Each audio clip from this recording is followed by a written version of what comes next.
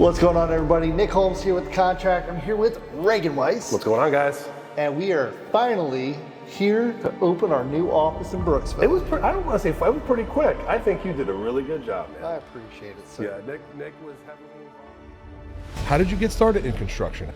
Don't you guys just do marketing? Well, no, we do a lot. Besides helping businesses, we do know a lot about construction. We have a ton of stuff coming. Everyone who's involved with this process, though, has years and years of experience in and around home building and the home industry.